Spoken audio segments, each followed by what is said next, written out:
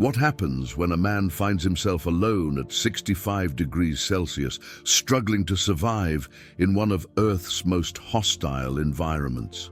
Today we're telling the story of a mountain man who discovered something in an abandoned shelter that would transform his entire life. Before we begin, if you love survival stories and real human drama, hit that like button. It really helps the channel grow. The weather report had warned of a catastrophic cold front moving into the Rocky Mountains, but James Patterson had heard warnings before. At 53 years old, the weathered mountain man had spent 30 years navigating these peaks, and he believed his experience trumped any meteorologist's prediction. His cabin sat at 10 to 500 feet, perched on a slope overlooking the vast wilderness of Colorado's backcountry. When the first winds arrived on that Tuesday evening in December, carrying temperatures that dropped faster than the barometer, James realized he'd made a critical mistake. The thermometer on his porch had read 28 degrees C when he'd stepped outside at dawn.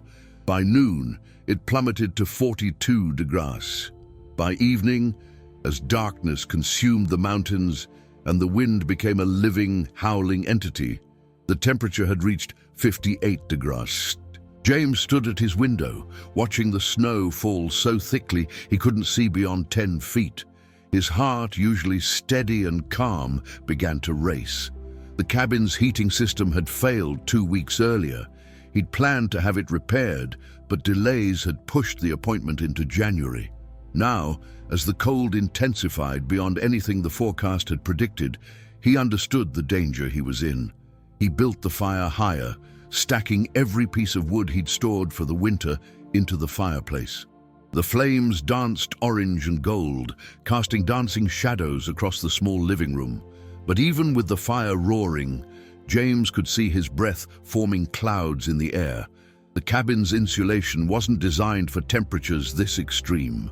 He layered himself in every piece of clothing he owned: thermal underwear, 2 pairs of wool socks, a heavy fleece, his thickest parka, a wool hat pulled low over his ears, and leather gloves lined with fur. Outside, the wind screamed like something alive and furious.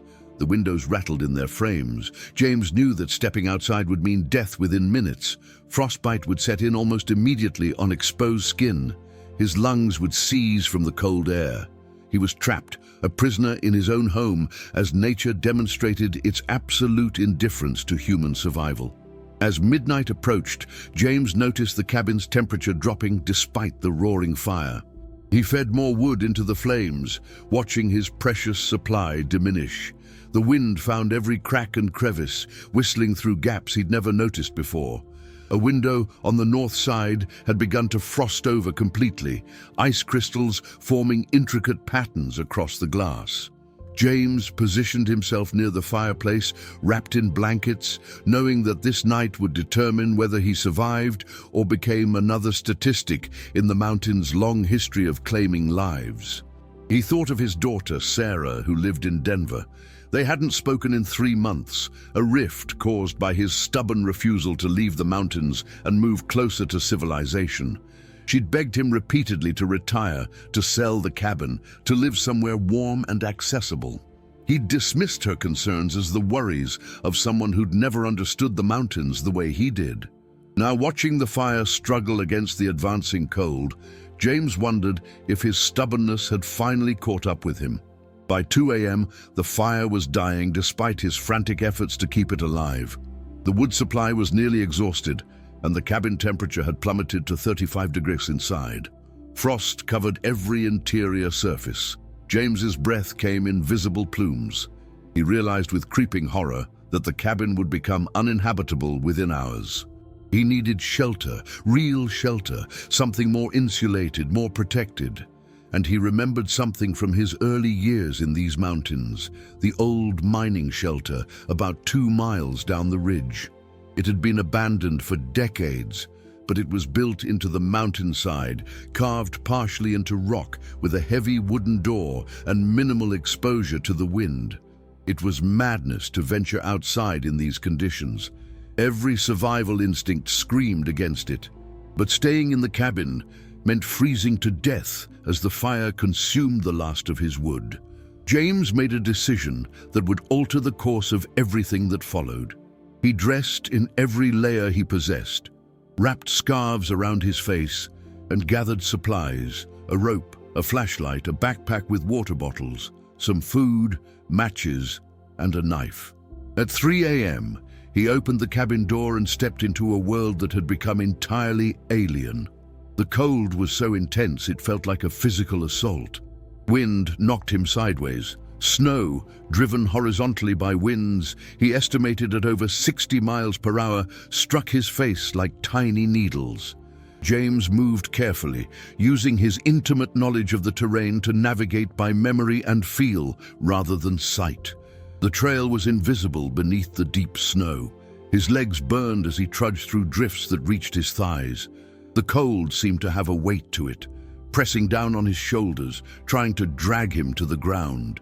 Every breath was a battle. The air was so cold, it felt like inhaling shards of glass. After what felt like hours, but was probably only 40 minutes, James spotted the dark outline of rocks through the snow. The mining shelter entrance materialized like a ghost emerging from fog. With trembling hands, he pulled open the heavy door and stumbled inside, collapsing into the darkness. If you're enjoying this survival story so far, hit that like button and subscribe to the channel. It really helps me continue bringing you these incredible real-life dramas. Let me know in the comments what you think is going to happen next. The interior of the mining shelter was absolutely black. James lay on the cold stone floor, gasping for breath, his entire body shaking uncontrollably from the cold and exertion. His flashlight beam illuminated swirling dust particles as he forced himself to sit up and examine his surroundings. The temperature outside had reached 65 degrees C, according to the small thermometer he'd brought. Inside the shelter, it was still brutally cold, perhaps 40 degrees, but it was dramatically warmer than the exposed mountain air. The shelter was roughly 30 feet deep, carved into the mountainside decades ago when miners had pursued veins of silver that ultimately proved worthless. The ceiling was perhaps 7 feet high, the walls rough stone that had been worked by hand tools over 100 years ago. A metal rack, corroded and ancient, stood against one wall. Near the entrance, someone, probably a hiker or hunter seeking refuge years ago, had left a small pile of dry wood stacked neatly in a corner.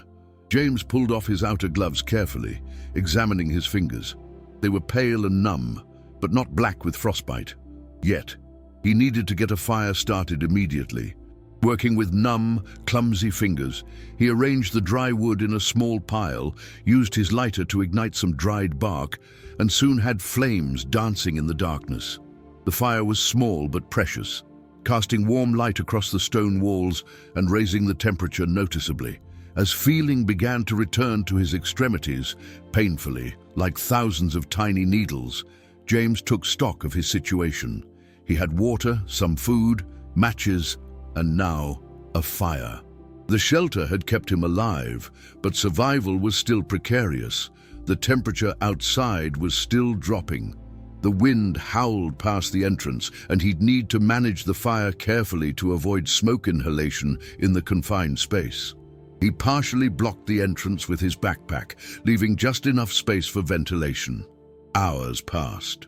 The fire consumed the small pile of wood, and James ventured deeper into the shelter to search for anything else he could burn.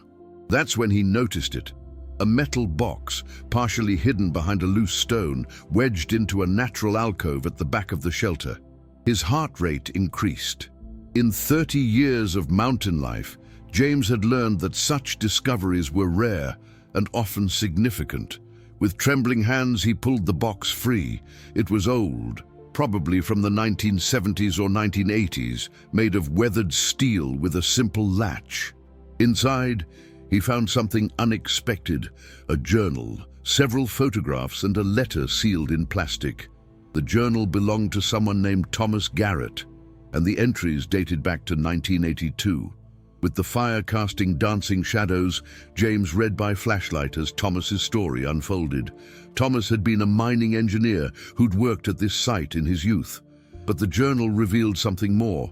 Thomas had used this shelter not for mining, but as a refuge. The entries described a man struggling with depression, finding solace in the mountains, using the shelter as a place to think and heal. One entry, dated March 1982, read, "I came to these mountains broken. Everything I'd worked for had collapsed. My marriage was ending. My career felt like a failure. I thought perhaps if I could disappear into these rocks and stone, I might find myself again. And I have. The mountains don't judge. They simply exist, indifferent and ancient. And somehow that gives me perspective. My pain is real, but it's also temporary, just like this winter will pass." Another entry, from 6 months later, spoke of reconciliation. Thomas had found the courage to face his problems, to rebuild his relationships, to pursue new directions in his life. James sat motionless, the journal trembling slightly in his hands. He'd come to these mountains for entirely different reasons, not to escape, but because he loved the solitude and the peaks. Yet as he read Thomas's words, something shifted inside him. James realized he'd been using the mountains differently. He'd been using them as a wall, a barrier between himself and the world. He'd isolated himself from his daughter, from community, from the life that existed beyond these elevations. The discovery of this journal, this message from a stranger who'd sat in this very shelter decades ago, felt like more than coincidence. It felt like a conversation across time, a stranger reaching back through the years to tell him something important. James carefully photographed the journal entries with his phone, though the battery was already depleting in the cold. He placed the journal back in the box, but not before reading the letter, a note Thomas had left for whoever might find it. "If you're reading this, you've found refuge here like I did. Know that whatever you're running from or struggling with, you have the strength to face it. The mountains are beautiful, but life is meant to be lived fully, not hidden away. Be brave. Come down from these peaks and rejoin the world." If this story is resonating with you, leave a like and subscribe for more real human dramas. What do you think will happen when James leaves this shelter? Drop your thoughts in the comments below. As the artificial night stretched on, the temperature outside continued its relentless descent. James maintained the fire carefully, using small pieces of wood to extend his supply as long as possible.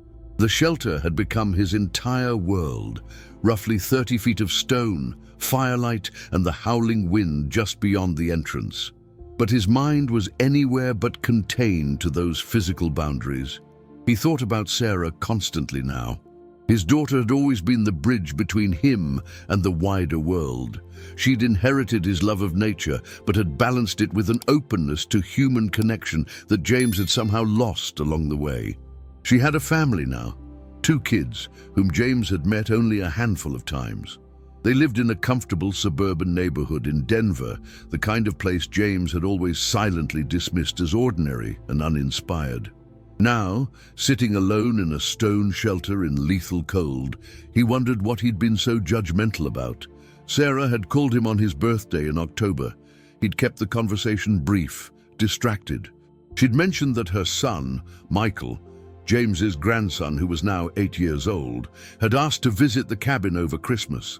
James had deflected, citing the unpredictability of mountain weather, which now seemed like a cruel joke. He'd made excuses when what he should have done was welcome his family, create memories, be present. The fire was dying. James had used nearly all the wood, and the cold was beginning to seep back into the shelter despite his efforts. His body was exhausted, but his mind refused to rest. He wrapped himself in every piece of fabric he possessed, his jacket, the emergency blanket from his backpack, even wrapping his spare clothes around his legs. Around what he estimated was 4 a.m., James heard something that made him freeze. Beneath the wind, there was another sound, a mechanical grinding. His heart leaped. Was it possible someone was searching for him? He'd left a note on his cabin door, and though he hadn't intended to, perhaps someone had noticed he was missing. But as he crept toward the shelter entrance, he realized the sound was something else. The wind, combined with ice and rock, was creating acoustic effects that his mind had misinterpreted. His hopes crashed as quickly as they'd risen. He was still alone, still isolated, still utterly dependent on his own resources for survival. James returned to the fire and sat in the darkness, wrestling with the reality of his situation. The shelter had saved his life, but it was also a tomb if help didn't arrive. And why would help arrive? No one knew where he was. His daughter might eventually try to call, find him unresponsive, file a missing person report, but that could take days. The cold would claim him long before then. It was during this dark moment, when despair felt like the most honest emotion available, that James made a decision. He would survive this night. And when morning came, if he was still alive, he would make his way back to the cabin, and from there, he would contact Sarah. He would apologize for his distance. He would invite his grandchildren to visit. He would begin the process of rebuilding the relationships he'd allowed to atrophy while he'd retreated into the mountains. This decision seemed to give him strength. He found small pieces of bark and wood he'd overlooked earlier, maintaining the fire at a minimal but consistent level. The night stretched on, hours that felt like days, minutes that felt like hours. His body ached with cold, his mind drifted in and out of focus. At one point, probably around 6 a.m., James reread Thomas's journal entry by dying firelight. "Be brave," the word said. "Come down from these peaks and rejoin the world." Udinda Thomas had found his way out of darkness by choosing connection and courage. James realized he could do the same. When the first hints of dawn began to lighten the sky outside the shelter entrance, James was still alive. His body was weakened, but functional. His mind was clearer than it had been in years. The thermometer showed 62 degrees outside, still catastrophically cold, but the wind had diminished slightly. The storm was beginning its gradual retreat. The morning light revealed a transformed landscape. Snow had drifted against the shelter entrance, creating a small barrier that James had to dig through. The visible world was a study in white and grey. Sky and earth blended together in shades of ice, but the wind had lost some of its violence. The thermometer still read dangerously low temperatures, but the immediate threat of the overnight conditions had passed. James assessed his situation with the practical thinking of someone who'd survived 30 years in these mountains. His cabin was still 2 miles away, up the ridge he'd descended in darkness. The journey would be dangerous but survivable in these conditions. He needed to move during daylight, conserve energy, and reach the cabin where he had supplies, shelter, and, most importantly, a landline phone. Before he left the shelter, James carefully placed Thomas's journal back in its metal box and restored it to the alcove where he'd found it. He left his own note beside it, using a pencil and paper from his backpack. "Thomas, thank you for speaking to me across 40 years. Your words were exactly what I needed to hear. You were right. It's time to come down from the mountains and rejoin the world. If you ever read this, know that you helped save a life. Not through rescue, but through reminder. I'm going home, and I'm going to rebuild what matters." James, December 2024. The journey back to the cabin was arduous, but manageable. James moved slowly, conserving energy, following the path he'd descended the night before. His legs were stiff, his lungs burning from the cold air, but his mind was focused and purposeful. Every step was a step toward connection, toward Sarah, toward his grandchildren. It took nearly 3 hours to reach the cabin. His hands were shaking with cold and exhaustion as he unlocked the door and stepped into the relative warmth inside. The cabin was cold, perhaps 15 degrees, but it felt like a tropical paradise compared to outside. His first priority was the landline phone. The electricity had gone out sometime during the night, but the phone still had a dial tone. With trembling fingers, James dialed Sarah's number. His daughter answered on the third ring, her voice alert and concerned. "Dad? It's 8 a.m. on Thursday. Is everything okay? I've been trying to call the cabin since yesterday morning."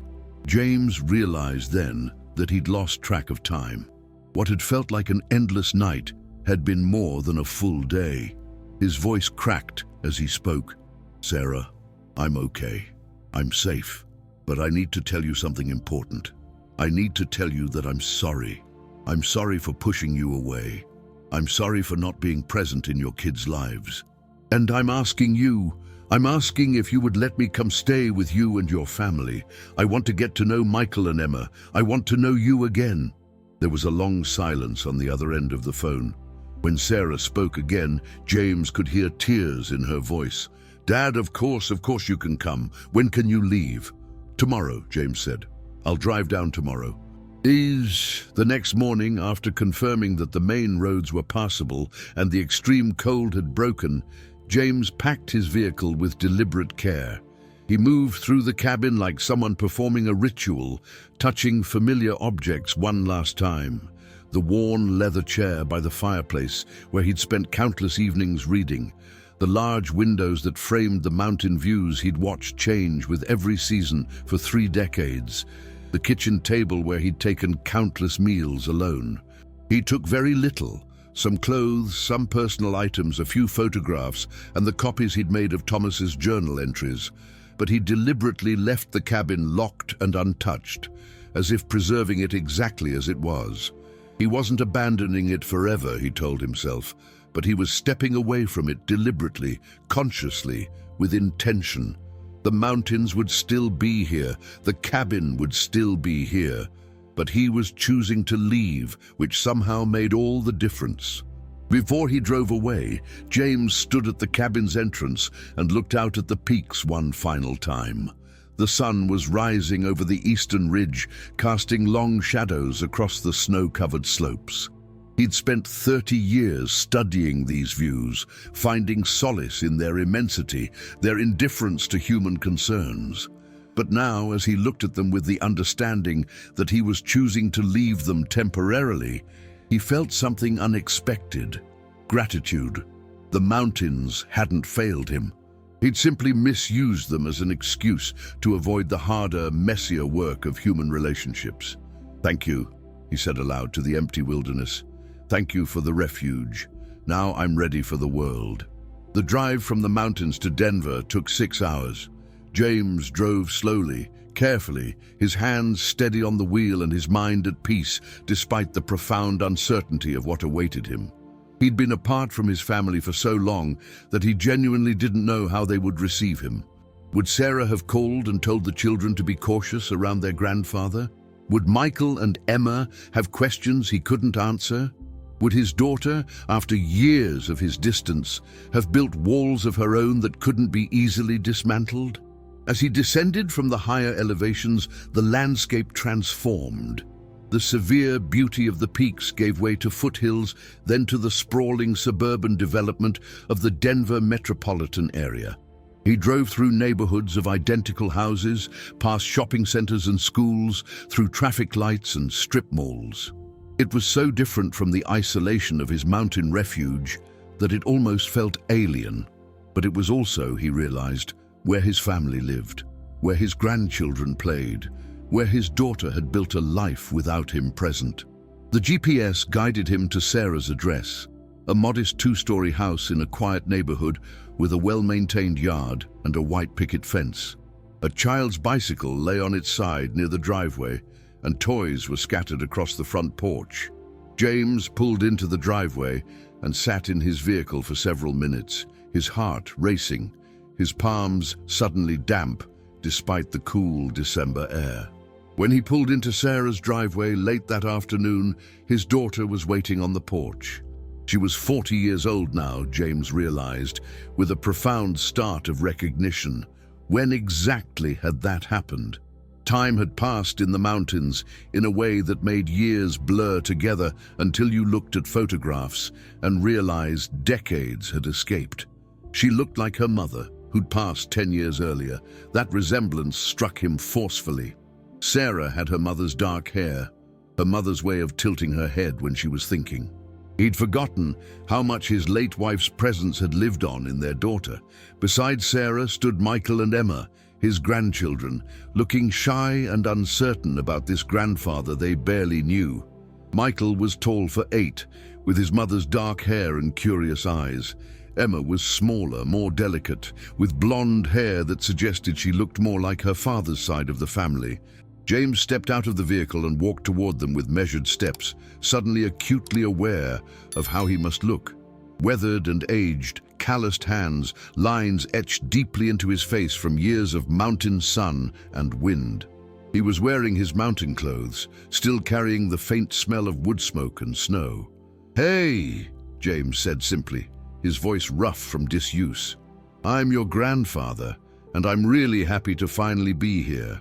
Michael stepped forward and shook his hand seriously, like a little businessman who'd been taught proper etiquette. His grip was surprisingly firm for such a small hand. Emma eventually emerged from behind Sarah, peering up at James with cautious curiosity. James knelt down to her level, putting himself at her eye height, making himself less imposing. "I heard you like dinosaurs," he said, remembering Sarah mentioning this in one of their few recent conversations. "Is that true?" Emma nodded slowly, her confidence growing incrementally. "I like T-Rex," she whispered. "T-Rex is awesome," James said. "You know, I've found some really cool fossils in the rocks near my cabin. Maybe someday I can show you pictures of them." Emma's eyes widened with surprised delight, and James felt something in his chest expand, a feeling he'd forgotten existed. Connection, family, belonging. It was more powerful than the solitude of mountains, more sustaining than the independence he'd treasured for so long. Sarah stood with her hand on her husband's shoulder as he emerged from the house. Tom, James's son-in-law, whom James had met perhaps 3 times in the 8 years he and Sarah had been married. Tom extended his hand warmly, and James shook it, grateful for the acceptance despite his years of distance. That evening, sitting around Sarah's dining table, James told them the story of the storm, the shelter, and finding Thomas's journal. He didn't minimize the danger or pretend it hadn't frightened him profoundly, but he emphasized the transformation it had created, the clarity he'd gained about what truly mattered, the reordering of his priorities that had occurred not gradually, but in a single night of desperate cold. "I've been alone in those mountains for a long time," he told Sarah, his voice steady but emotional. "Not because I needed to be, but because I was afraid. Afraid of failing in relationships, afraid of being ordinary, afraid of not being in control, and I let that fear cost me decades with you and with these two." He looked at Michael and Emma, making eye contact with each of them. "That's changing. I'm changing. And I know I can't make up for lost time, but I'm asking for the opportunity to be present now, to actually be your grandfather, not just someone who exists in photographs." Sarah reached across the table and took his hand. Tears were running down her face, but she was smiling. "Dad, you're here now. That's what matters." Over the following weeks, James remained in Denver while occasionally returning to the cabin to manage it and maintain the property. He helped Sarah with household projects, fixing a leaky faucet, repairing the deck railing, tasks that kept his hands busy and his mind engaged in concrete, useful work. He took Michael to his soccer games, sitting in the bleachers with other parents, learning the rules of the sport, cheering appropriately when his grandson scored a goal. He took Emma to the Children's Museum on rainy afternoons, watching her marvel at interactive exhibits, answering her endless why questions with patience he'd forgotten he possessed. He attended family dinners and actually listened, really listened, to the stories of other people's lives. He learned that Sarah was struggling with a difficult project at work. He learned that Tom had been offered a promotion that would require long hours. He learned that Michael wanted to learn guitar, but was intimidated by the instrument. He learned that Emma was afraid of the dark and needed a nightlight to sleep comfortably. These details, these intimate knowledge pieces that comprise family life, had been invisible to him for so long. Now he gathered them like precious stones. By Christmas, just 3 weeks after his arrival in Denver, James had made a significant decision about his future.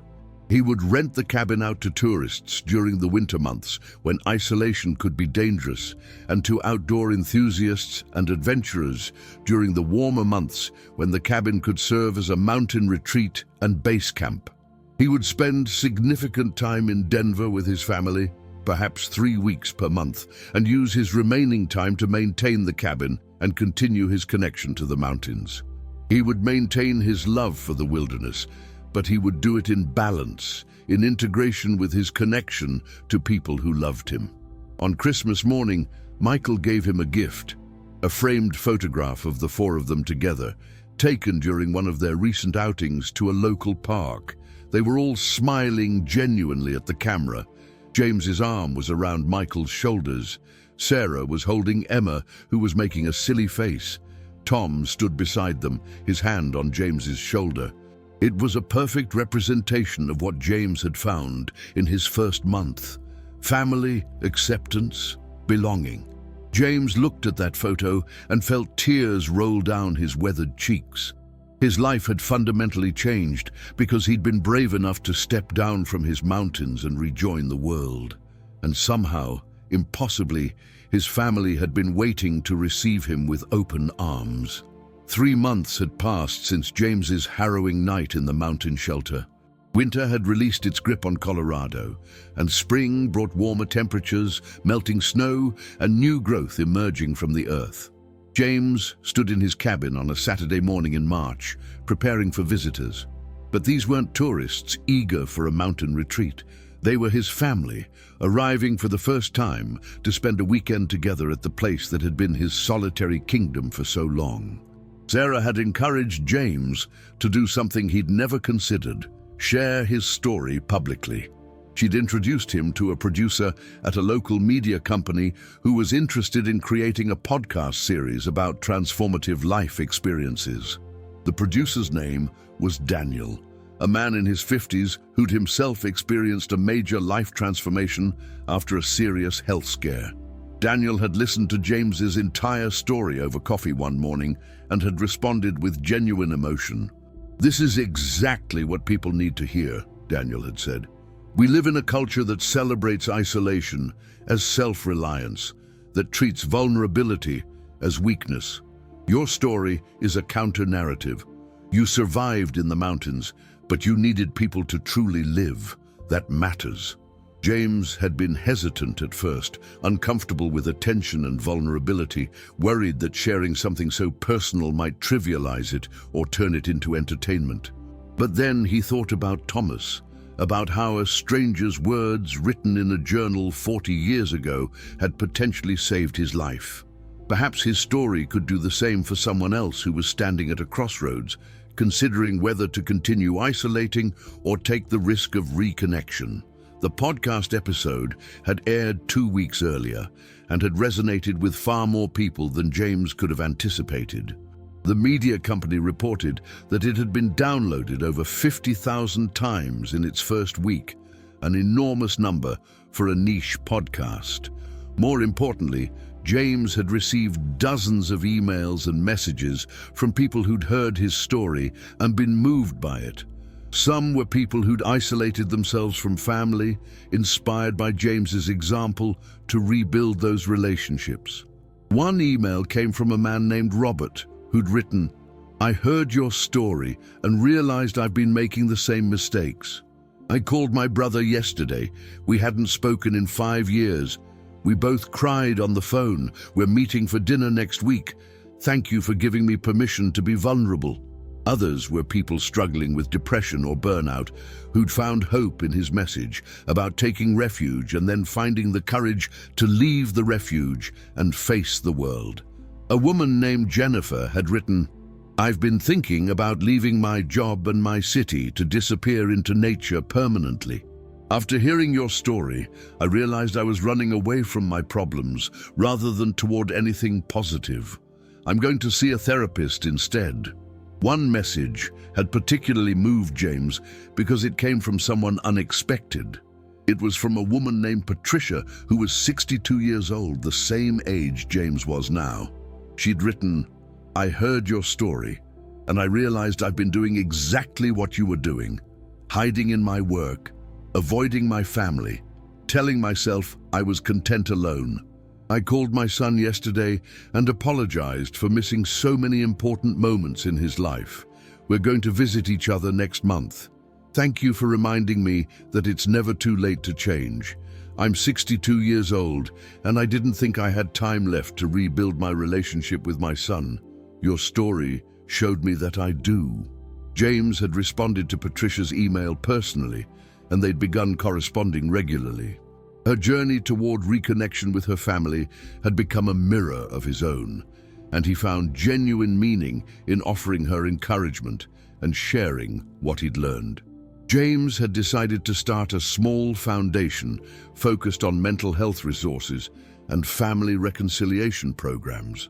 With Sarah's help, he'd incorporated it as a non-profit organization called the Refuge Project. The mission was straightforward: to provide resources and support for people seeking to rebuild damaged relationships, reconnect with isolated family members, and find balance between solitude and community. He'd partnered with Thomas's daughter, Patricia Garrett, coincidentally sharing the first name with the woman who'd written him, whom he'd tracked down through extensive research. Patricia's father, Thomas, had passed away in 2003, but he'd left behind journals, letters, and a legacy of poetry. Patricia had been deeply moved to learn that her father's words, written in a shelter decades ago, had helped save James's life.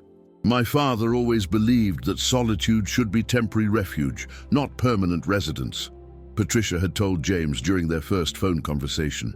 He struggled with that balance his entire life. "I think he would be honored that his words are helping others find that balance." Together, James and Patricia Garrett had launched an initiative to distribute Thomas's story as a resource for people in crisis. The Refuge Project created printed copies of selected journal entries with commentary, established a website offering mental health resources and support networks, and began hosting monthly support groups for people seeking to rebuild family relationships. This Saturday morning in March, as James prepared the cabin for his family's arrival, he thought about how interconnected human experiences truly were. Thomas's struggle had led to his journal. That journal had led to James's transformation. James's story was now helping people around the world, people like Patricia, like Robert, like Jennifer, transform their own lives. He was part of a chain of human connection stretching backward and forward through time and understanding that gave his life profound meaning. Sarah arrived with Michael, Emma, and Tom around midday. The children's eyes were wide as they stepped out of the car and looked at the cabin nestled in the mountain landscape. Michael immediately ran toward the porch, his energy boundless. Emma moved more cautiously, holding her mother's hand. "Wow, Grandpa," Michael said breathlessly. "This place is huge, and look at the view." James felt a warmth bloom in his chest. Michael had said Grandpa, not as a title, but as a term of affection, of belonging. That evening, after they'd settled in and explored the cabin, Michael asked if they could hike to the old mining shelter. James had told him the story many times over the past months, the account of the terrible storm, the desperate trek in the darkness, the discovery of the box with Thomas's journal. Michael was fascinated by it all, by the idea of something hidden in stone for 40 years, by the message from a stranger reaching across decades. "Can we go, Grandpa?" Michael asked, his face eager and hopeful. "Can we really go see it?" James looked at this boy, his grandson, who was so full of curiosity and life, who had only recently learned to trust this weathered old man enough to ask for things. He thought about how he'd almost missed knowing him entirely because of his stubborn retreat into isolation. How Michael would have grown up with a grandfather who was merely a name and a voice on occasional phone calls rather than someone present, engaged, and invested in his life. "Absolutely," James said. "We'll go tomorrow morning, and I'll tell you the whole story while we hike. The real story, all of it, every detail I can remember." 1 year had passed since that brutal night when James had sought refuge in the mountain shelter at 65 degrees Celsius.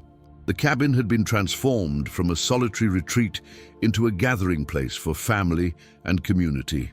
James had renovated it carefully, respecting its original character while adding practical improvements: new bedrooms, updated plumbing and electrical systems, and a larger kitchen that could accommodate family meals.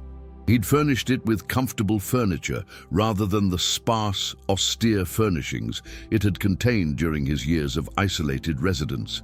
The walls, once bare except for a few landscape paintings, now displayed photographs of his family and friends. The foundation James had started, the Refuge project, had grown beyond his expectations in ways that were both humbling and deeply meaningful. They'd established a hotline staffed by trained volunteers who fielded calls from people in crisis, people considering dangerous isolation, people struggling with the decision to reach out to estranged family members.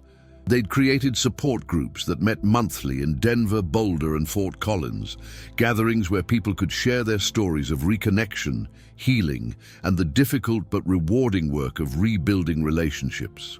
The organization had published both Thomas's and James's stories in a collection titled The Refuge: Finding Courage to Rejoin the World, which had been downloaded over 100,000 times in its first year. Universities had begun using the book in psychology and sociology courses. Mental health professionals had incorporated James's story into their therapeutic practices as a powerful illustration of how environmental crisis could catalyze psychological transformation. Sarah had taken a full-time position managing the foundation's communications and community outreach. She worked from an office they'd established in downtown Denver, coordinating the growing network of volunteers and support groups. Tom had been invaluable in handling the legal and financial aspects of the nonprofit, ensuring it operated ethically and efficiently. Michael, now 9 years old, had become unexpectedly involved with the foundation. He'd created a series of drawings and short stories inspired by the concept of refuge and transformation. One of his illustrations, a simple but powerful drawing of mountains with a figure standing at the base looking upward, titled "Coming Down to Go Up," had been adopted as the official logo for the Refuge Project's youth programs. Michael's artistic contributions had given voice to something important: that transformation and healing weren't solely adult endeavors. Young people too needed permission to seek help, to acknowledge their struggles, to rebuild connections. Emma had become fascinated by the history of mining in Colorado and was working on a school project about the mountains and the people who'd worked in them over the centuries. She'd interviewed James extensively about his knowledge of the landscape and the old mining operations. Her project, presented at her school's history fair, had won second place and had been selected for a district-wide presentation. James had attended the presentation, watching his granddaughter speak confidently about the mining history of Colorado, while subtly incorporating the story of finding Thomas's journal, how a shelter built for mining had become a shelter for someone seeking refuge from internal storms. On a warm Saturday afternoon in December, exactly 1 year after the storm that had changed everything, James stood at the entrance to the mining shelter with his entire family: Sarah, Tom, Michael, and Emma. He'd brought the materials to create a small bronze plaque to be mounted at the shelter's entrance, a project he'd been working on for months. The plaque read, "In memory of Thomas Garrett, 1957-2003, and all who have found refuge and transformation in these mountains."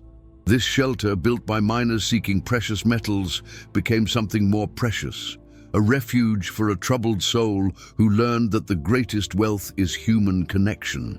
His journal, found here 40 years later, reminded another lost soul of the same truth. "May anyone who enters this shelter remember, be brave, come down from these peaks and rejoin the world." Thomas Garrett, 1982. Michael helped his grandfather mount the plaque using tools James had brought up the mountain. Emma placed a bouquet of wildflowers at the base of the shelter entrance, flowers she'd carefully selected and arranged herself. Sarah and Tom stood with their arms around each other, watching the family ceremony unfold. James stepped back to examine the plaque, checking that it was level and secure.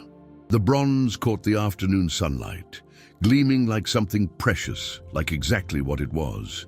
A marker of transformation, a testament to the power of human connection, a message cast into the future for strangers who might someday need it. "Grandpa," Michael said, "do you think Thomas Garrett knows that we're here? Do you think he knows that his journal helped you and helped all those other people?" James put his arm around his grandson and considered the question carefully. It was a profound query from a 9-year-old, one that suggested Michael was beginning to understand something fundamental about legacy and connection. "In a way, I think he does," James said, "because his story will help others too. And we're going to keep sharing it. That's how we honor people we've never met, by letting their lessons ripple forward, helping more and more people every year." Thomas reached forward through 40 years and 40 years of silence to help me. And now we're reaching forward with his message to help people we'll probably never meet. Like throwing a stone in a pond, Emma offered, having learned about ripple effects in her science class. "Exactly like that," James said, surprised and delighted by his granddaughter's insight.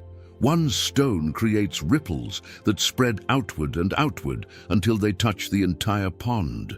As the sun began its descent toward the western peaks, painting the sky in shades of gold, crimson, and deep purple, James reflected on the astonishing transformation of the past year. He'd made terrible mistakes, years of them, decades of them.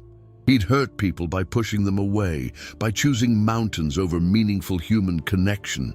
He'd missed irreplaceable moments with his daughter and grandchildren that couldn't be undone or fully repaired. But what had become clear through this year of engagement and presence was that it's never too late to change direction, to make amends, to rejoin the world and the people who care about you. As they walked back down the mountain toward the cabin, Michael asked, "Grandpa, would you ever go back to living alone in the cabin all the time? Would you ever want to do that again?" James considered the question seriously, not dismissing it out of hand even though the answer was clear to him now. "No," he said finally, "I won't do that. I've learned that solitude, when it becomes isolation, isn't peaceful. It's a kind of death. I needed the mountains to teach me that, but now I know that what I really need is balance. I need the mountains sometimes, the beauty and the challenge of them. But I need people more. I need you. I need your mom and dad and Emma. I need that connection. That's what keeps me alive in the way that really matters." The family walked together in comfortable silence as darkness began to gather around the peaks, the mountain air cool and clean. Above them, stars were beginning to emerge in the darkening sky.